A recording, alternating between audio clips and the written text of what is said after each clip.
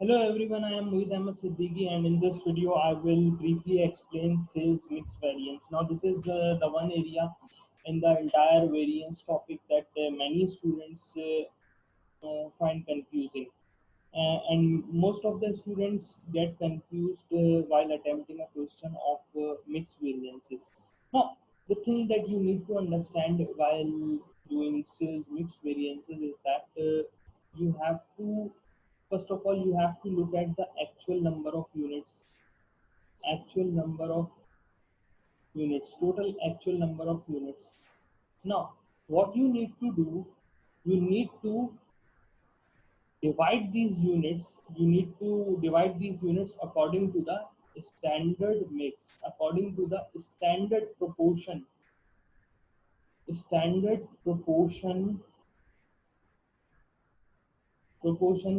that the company budgeted, standard proportion that the company anticipated, that the company said. Now, this is the one point that you need to understand. I'll make it more clear by doing a question in front of you. Let me show you. Okay, now here I have a question of sales mix variance. There are two products A and B, and the company budgets to sell 800 units of A and 800 units of B also. So the total budgeted production by the company is 800 plus 800 is equals to 1600. Now, number of units of product A are what percentage are 50%. Number of units of product A according to the budgeted production are 50% of the total production.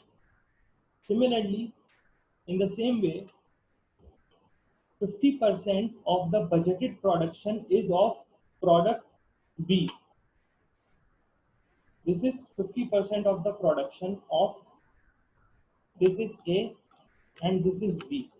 So the company, the mix set by the company, the standard mix is 50% of units of product A and 50% units of product B. This is the proportion, this is the standard proportion according to which the company expects the sales to happen. This is the standard proportion of the both products, 50% of A, 50% of B. Now, and the total actual sale is, how much is the total actual sale? The total actual sale is 1450. Now, what we will do, we will, when we will find the standard mix, how we will find the standard mix here? We will divide this 1450 according to the standard proportion, that is 50% of A and 50% of B. So it will become like this: 1450 multiply by 50% A. Similarly, 1450 multiply by 50% B. This is the standard mix of actual quantity that is sold. This is product A while this is product B. Now, what I will do, I will simply compare it with the actual mix, that is 750 units of A and 700 units of B, and I will get a variance in units, a variance answer in units. Now,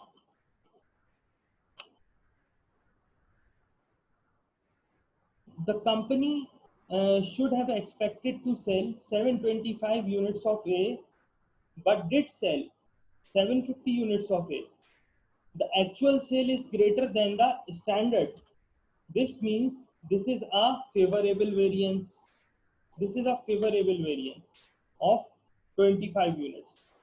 This is what? This is a favorable variance of 25 units.